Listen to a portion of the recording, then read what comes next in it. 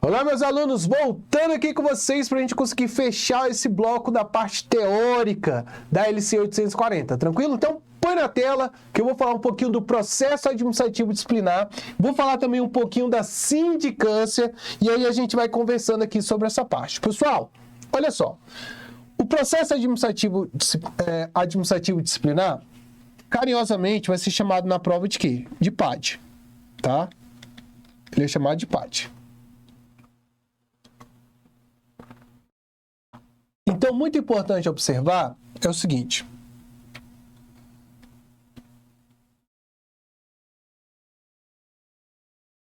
Olha só. Olha só.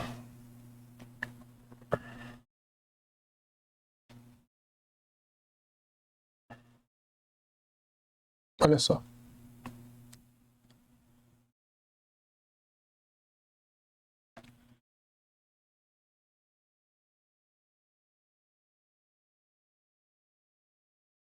Instauração,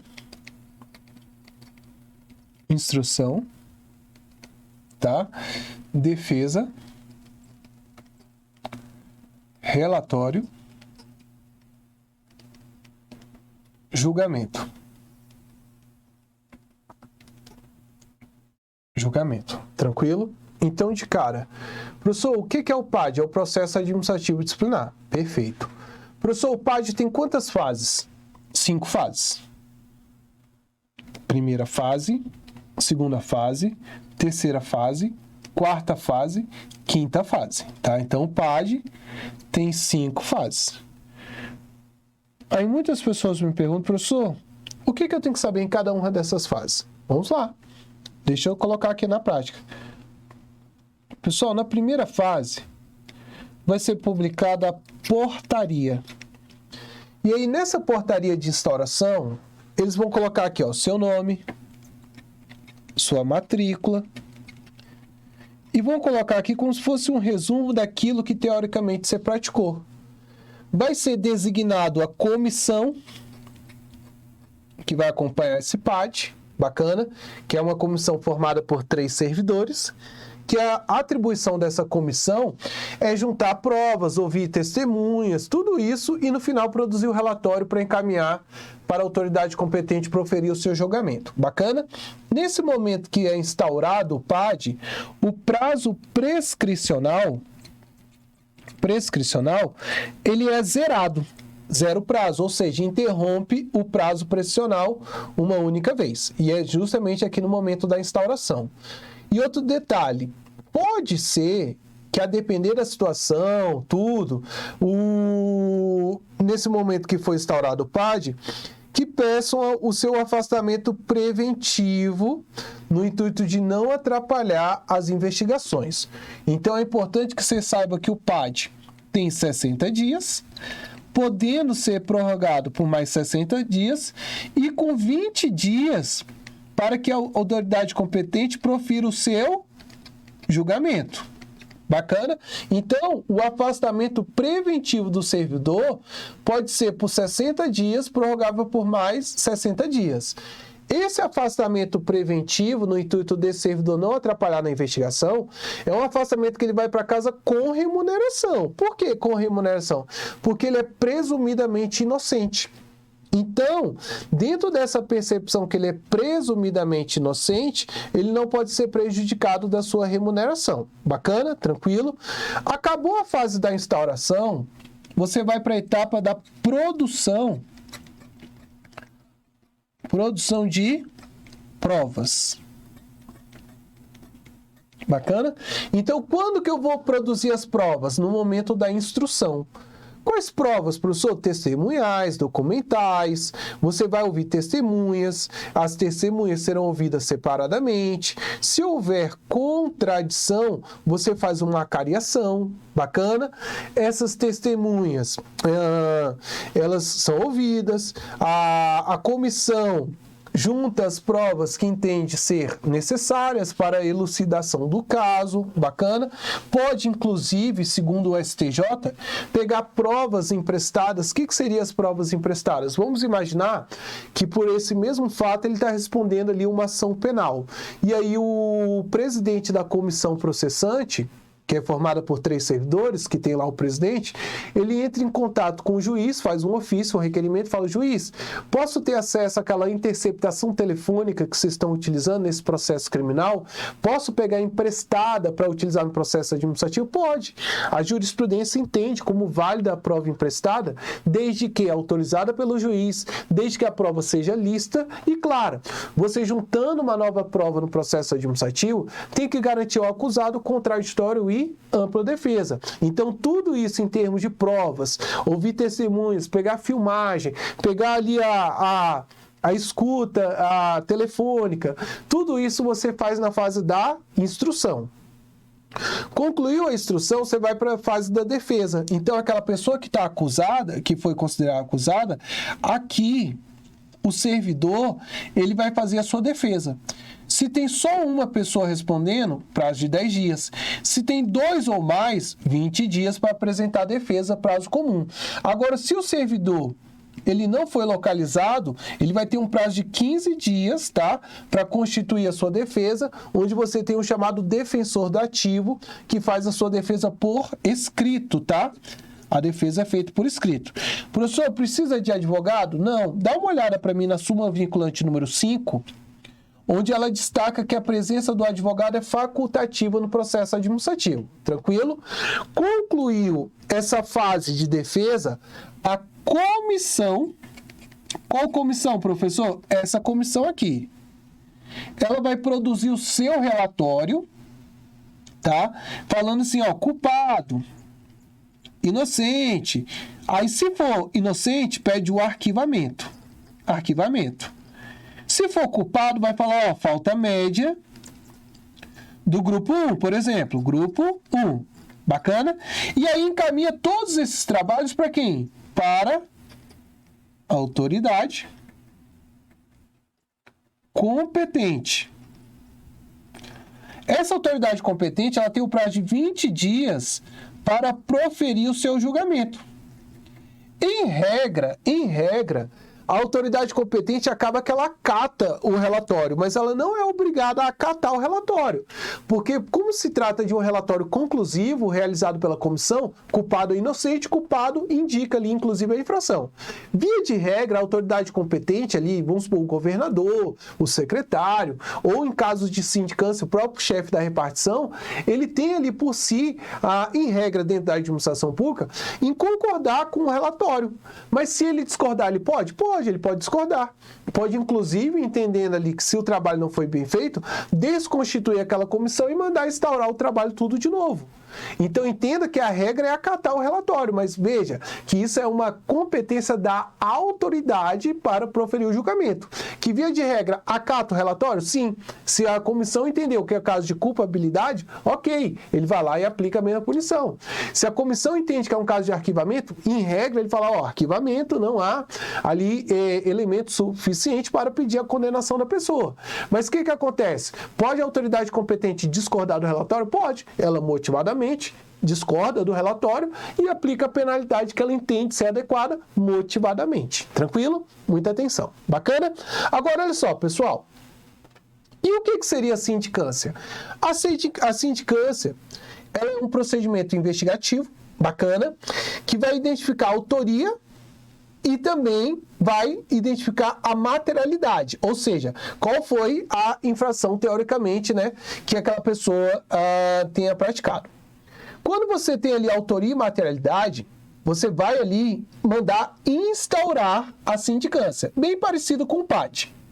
Vai publicar no Diário Oficial também, só que tem um detalhe. A sindicância, ela é considerada uma forma de garantir ao acusado contraditório por defesa de uma forma mais célere, mais simplória. Por quê? Olha só, a sindicância ela tem um prazo de 30 dias, podendo ser prorrogado por mais 30 dias. Da sindicância, você tem a possibilidade do arquivamento, quando ele é inocente, mas você tem a possibilidade de aplicar uma sanção de advertência ou suspensão de até 30 dias. Até 30 dias. Ah, professor, E se for uma punição maior? Aí, obrigatoriamente, você vai para o PAD.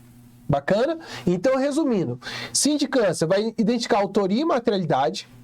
Identificou a autoria e materialidade, você manda instaurar a sindicância, publica no Diário Oficial. Prazo da sindicância, 30 mais 30. É bem parecido com o PAD, aquelas etapas todas que eu mencionei, bem parecido. Só que, na conclusão da sindicância, você pode pedir o arquivamento se ele é inocente. A sanção que pode ser aplicada na sindicância, advertência ou suspensão de até 30 dias. Por quê? Se for uma punição maior que 30 dias, obrigatoriamente tem que ser instaurado o PAD. Bacana? Bem importante você observar. Deixa eu montar um esqueminha aqui, um resumo para vocês. Vamos lá, pessoal. O que eu vou ter da sindicância? Arquivamento, instauração do PAD ou ainda a aplicação de advertência ou suspensão de até 30 dias. Constatado na sindicância que a infração classifica-se como leve ou média do grupo 1, a comissão de sindicância deve citar o servidor acusado para acompanhar o prosseguimento da apuração dos mesmos autos. Aplicam-se a partir dos atos processuais que tratam aqui o parágrafo 1º, as normas do PAD. Então, o que ele está destacando? Aquelas regras lá de instauração, instrução, defesa, aquela mesma ritualística para garantir o acusado contraditório para a defesa, você observa a mesma que está ali previsto no PAD. Então, a grosso modo, o que eu tenho aqui? Vamos lá, pessoal, olha só. Eu tenho aqui o agente público, que aqui no caso vamos falar que é a enfermeira, o enfermeiro João. O enfermeiro João, teoricamente, teoricamente, ele praticou uma falta leve, tranquilo? Então aqui o que a administração pública faz? Instaura ali uma sindicância para ver se for o João. Se for o João, eu tenho o quê? Autoria. O que ele fez? Ele praticou a falta teoricamente leve, então eu tenho o quê? Materialidade. Só que tudo isso aqui que a gente está analisando de forma preliminar significa que são os indícios. Então, já que tem autoria e materialidade, você manda instaurar a sindicância. E aí, lá no final, se ficar caracterizado que o João é inocente, você pede o arquivamento. Se ficar considerado que ele é culpado, que você quer aplicar uma sanção, aqui não é uma advertência, falta leve? Então a sindicância tem capacidade para aplicar a advertência. Mas, porém, todavia, se dos trabalhos da sindicância entender que a advertência ou suspensão de até 30 dias, tudo ok. Tudo fica aqui dentro da sindicância. Mas se for algo superior, obrigatoriamente, você manda instaurar um PAD. Bacana? Esse é o caminho da sindicância. E lembrando que a sindicância tem 30 dias, podendo ser prorrogado por mais 30 dias. Tranquilo? Muita atenção com essas observações. Bacana? Todas essas informações de forma bem detalhadas, fica mais fácil aqui para você perceber numa eventual possível questão de prova. Eu até selecionei aqui, pessoal, algumas questões, só para a gente pegar aqui para entender o nível de uma possível questão. Primeira questão. A eliminação de candidato em concurso público que esteja respondendo a inquérito ou ação penal sem decisão condenatória transitada em julgado fere o princípio constitucional da presunção de inocência. Correta questão. O que ele está falando? O cara, ele está respondendo uma ação penal. A ação penal, para chegar ao fim, ela tem aquilo que eu chamo de trânsito em julgado. Aqui está o trânsito em julgado, tá aqui, Está o trânsito em julgado. Então, o que eu começo a observar aqui? Olha só.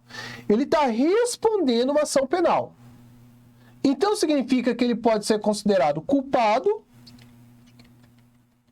ou ele pode ser considerado inocente, concorda? Então, eu não tenho a certeza se ele é culpado ou inocente. Então, ele é presumidamente inocente. A não ser que seja o fim do processo, ele seja transitado julgado e ele seja considerado culpado. Então, olha o que afirma a questão. A eliminação de candidato em concurso público que esteja respondendo a inquérito penal, sem decisão condenatória transitada em julgado, fere o princípio constitucional da presunção de inocência. Correta questão. É muito comum aparecer essas situações lá no meu escritório, porque eu sou advogado especialista em concurso público. Então, a minha área de atuação como advogado é defendendo vocês, concursados, concursandos, né? Dentro de uma eventual ilegalidade que possa acontecer nesse caminho, nesse caminhar para a tão sonhada nomeação e posse do concurso público. Então, o cara passou no concurso, exemplo, da Polícia Militar. E aí ele passa por aquela fase de investigação da vida pregressa. E aí quando ele vai buscar lá o nada consta criminal, tá lá, ó, respondendo à ação penal. Pergunto, essa ação já acabou? Não, então ele é presumidamente inocente. Então ele não pode ser eliminado do concurso. É isso que a questão está afirmando, que está de acordo com a jurisprudência do STF. Bacana? Primeira questão, marca no gabarito que ela está o quê? Correta. Segunda questão, olha só. A cassação de aposentadoria é a sanção por infração disciplinar que houver sido cometida pelo servidor quando ainda em atividade, pela qual se impõe a perda do direito à aposentadoria vedada. Nesse caso, a combinação do impedimento de nova investidura. Errado. Pessoal, olha só. Quando ele fala aqui, ó, tá aqui, ó. Ano de 2019. Aqui ele estava ativo. Quando chegou em 2023, ele se aposentou. Aposentado. Quando chegou em 2025, foi aberto um PAD contra ele. Tranquilo? Foi aberto o PAD. Por qual motivo que esse PAD foi aberto? Por algo que ele praticou no passado. Bacana? Então, o que acontece? No final do PAD, se a falta foi grave do grupo 1, você pede só a cassação. Mas se foi grave do grupo 2, você tem a cassação mais 10 anos. E a questão falou que é vedado, nesse caso, a combinação de nova investidura em cargo público, o que torna o item errado. Tranquilo? Questão 3. Quando o servidor incorrer em reincidência de infração disciplinar leve, aí ele pratica outra leve, sobe um degrau. Aí você vai para a média do grupo 1, que é uma suspensão de até 30 dias, porque houve uma reincidência de falta leve. Então, a primeira advertência, houve reincidência. Opa, sobe um degrau, não é isso que a gente trabalhou? Então, olha só. Quando o servidor incorrer em reincidência de infração leve, aplica-se uma suspensão que não pode exceder 30 dias, tornou o item errado, porque falou aqui que seria o quê? 90. Errada a questão. Ok? Esquematizando, lembra? Lembra da escadinha? Falta leve. Outra falta leve, essa aqui, você agrava a situação. Aí, mesma coisa, média do grupo 1, com outra média do grupo 1, essa aqui você agrava a situação e assim sucessivamente até chegar na hipótese da demissão. Ok, pessoal? Questão 4. O desconhecimento da norma administrativa não pode ser alegado pelo servidor para quaisquer efeito. Pessoal, errado, porque olha só. É claro que ninguém pode alegar desconhecimento da lei. É claro, ninguém pode alegar o desconhecimento da lei. Mas quando você alega o desconhecimento da lei, que é um caso que realmente era... Como é que é a palavra que o texto usa? É uma hipótese que era justificável. Aí, esse desconhecimento da norma vai ser utilizado como hipótese de uma atenuante. Olha só. Artigo 197. São circunstâncias de atenuantes. Desconhecimento, olha a palavra que ele usa, justificável da norma administrativa é uma espécie de atenuante. E a questão falou que eu não poderia alegar desconhecimento da norma em nenhuma hipótese, o que tornou o item o quê? Errado. Por quê? Quando justificável, você pode alegar desconhecimento da norma, que isso vai ser utilizado como uma atenuante. Tranquilo? Última questão aqui, pessoal, é sobre a questão da prescrição. Da prescrição. O que eu quero que você lembre daquele mapinha que eu fiz na aula? 1, 2, 5. 3, 5. Professor, não estou entendendo nada. Calma, meu filho, calma. Olha só. Leve, média, grave. Grave. Esse primeiro prazo aqui, ó, o que eu coloquei aqui, ó, 1, 2, 5, são as hipóteses da prescrição. 3, 5 e nada são as hipóteses de cancelamento do registro. Então, vamos lá. Isabel é servidora pública do governo do DF, regida pelo regime jurídico único, e cometeu uma falta passível de apuração disciplinar. João é o chefe da repartição onde o referido fato ocorreu, e Pedro é o chefe imediato de Isabel. Paulo é a autoridade competente para instauração do devido processo administrativo disciplinar, o famoso PAD. Então, o que eu estou observando? Que eu tenho a Isabel, que praticou uma falta. Se a falta for leve, o prazo prescricional, 1 ano. Se a falta for média, o prazo prescricional, 2 anos. Se a falta for grave, o prazo prescricional, 5 anos. E quando que começa a contar esse prazo prescricional? A partir da ciência. Ciência de quem, professor? Olha só. Pouco importa se foi da ciência do João, que é o chefe da repartição, se foi o Pedro, que é o chefe imediato, ou se foi o Paulo. A partir do momento que qualquer uma dessas 3 autoridades tomaram ciência, o prazo prescricional para falta leve, 1 ano. Média, 2 anos. Grave, 5 anos. A partir da ciência. Então, olha o que a questão pergunta. Com base nessa situação hipotética, é correto afirmar que o prazo de prescrição do fato passível de apuração disciplinar praticado por Isabel começa a correr a partir do conhecimento de Pedro, Paulo, João. Primeira data que o fato se tornou conhecido por Pedro ou Paulo? Letra E. Primeira data em fato que o fato se tornou conhecido por João, por Pedro ou por Paulo, ou seja, qualquer um desses 3. Então, aqui está o gabarito. E o mais importante, pessoal, observar que o prazo começa a contar da ciência, conforme o artigo 208 prescreve aqui, ó. 5 anos quanto à demissão, destituição do cargo, comissão ou cassação de aposentadoria, 2 anos para suspensão e 1 ano para a advertência. Bacana? O que eu quero concluir aqui com vocês? Em relação à parte teórica do curso, seria isso que eu teria para destacar. Bacana.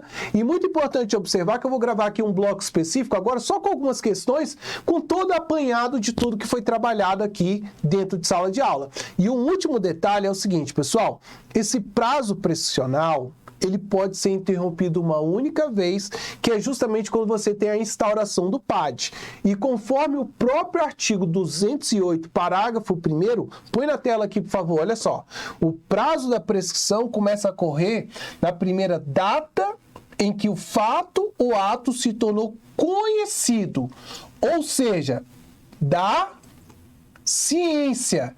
E ciência de quem, professor? Chefia da repartição onde ele ocorreu, pela chefia imediata ou imediata do servidor, ou pela autoridade competente para a instauração da sindicância ou do PAD. E no momento que você faz a instauração do PAD ou da sindicância, você interrompe a prescrição por uma única vez. E uma última observação que eu quero destacar. Existe determinadas situações que é o seguinte: o mesmo fato, ele pode ser considerado infração administrativa e também pode ser considerado como crime ao mesmo tempo. Quando isso acontecer, aquele prazo que vai ser observado para a prescrição não é o prazo da lei administrativa, e sim do Código Penal. Exemplo, o cara praticou um crime contra a administração. peculato, artigo 312 do Código Penal. Então, nessa situação, crimes contra a administração são hipóteses de demissão, beleza, onde o prazo prescricional seria 5 anos, conforme a LC 840. Mas, porém, todavia, como isso que foi praticado pelo servidor é considerado infração administrativa e crime ao mesmo tempo, nessa situação específica, em vez de você utilizar o prazo prescricional da lei administrativa, você usa o prazo prescricional da lei penal. Bacana?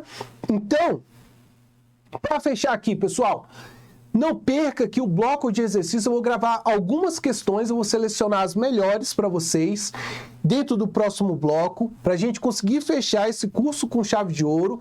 Faça a revisão completa e qualquer dúvida, deixa eu colocar aqui para eles aqui. Pessoal, olha só, aqui ó, @prof.Gustavo Salles, com 2 L's, esse aqui é o meu Instagram, eu sou o seu professor de Direito Administrativo, advogado especialista em concursos públicos. Tem dúvida? Manda uma mensagem para mim, manda uma mensagem aqui no Em Cursos, que vai ser encaminhado para mim também, porque eu estou aqui para facilitar a vida de vocês nessa aprovação. Um forte abraço, sucesso e não saia daí, porque tem os exercícios. Forte abraço!